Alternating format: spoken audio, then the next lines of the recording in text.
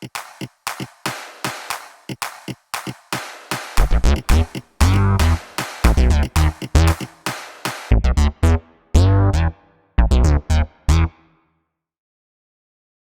today is all about baptism. Just a few points. First, the roots of baptism, basically where we can find Christian baptism in the Bible.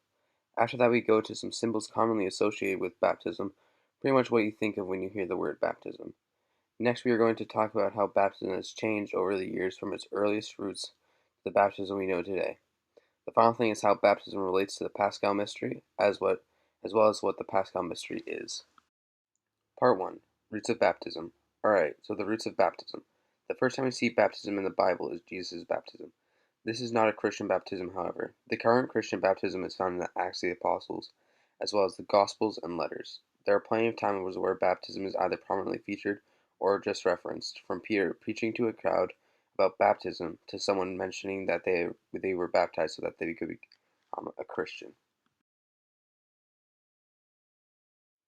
Part 2. Symbols. Next up is the symbols associated with baptism. The first big thing is the most obvious, water. Water represents cleansing the spirit as well as life. It represents life because of how water is used to save lives in the Bible, It's 6 o'clock. like with Exodus and the parting of the Red Sea.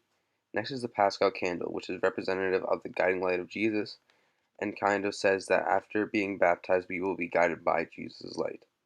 Next is the white garments, which also represent Jesus' lights. The oil of the catechumen is used to give the person strength to avoid evil. The scented chrism oil represents attracting people to the faith, like how the good scent of oil attracts us to it. Part 3. Change. Now time to talk about how baptism has changed. Baptism isn't exclusive to Christianity, so when the church started to distance itself from Judaism, the practice of baptism changed to be different from Jewish and pagan baptisms. We also adopted infant baptism. A while ago people would get baptized on their deathbeds, as to be free and excused from any sins they committed in life, while now the overwhelming majority of Christianity is infant baptism. We also have changed how we baptize. When this practice was still young, we used to dunk the person in the holy water, but now we sprinkle holy water onto the head of the person being baptized.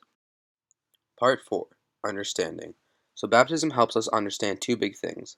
First, Jesus. When we are baptized, we develop our relationship and understanding of Jesus. Second, it helps us to understand the Paschal mystery, which is basically the life, suffering, and resurrection of Jesus Christ. Although the first thing that helps us develop our relationship is freeing us from original sin, when we are baptized, we are no longer burdened with original sin, allowing us to become pure in the eyes of God and Jesus. Also, the first step to understanding is to actually join the church, which is what baptism does.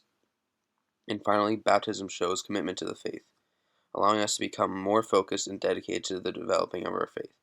Next, all about the Paschal mystery. Baptism allows us to take part in the Paschal mystery by giving us a connection with the Holy Spirit. Then finally, it lets us take part in the Paschal mystery.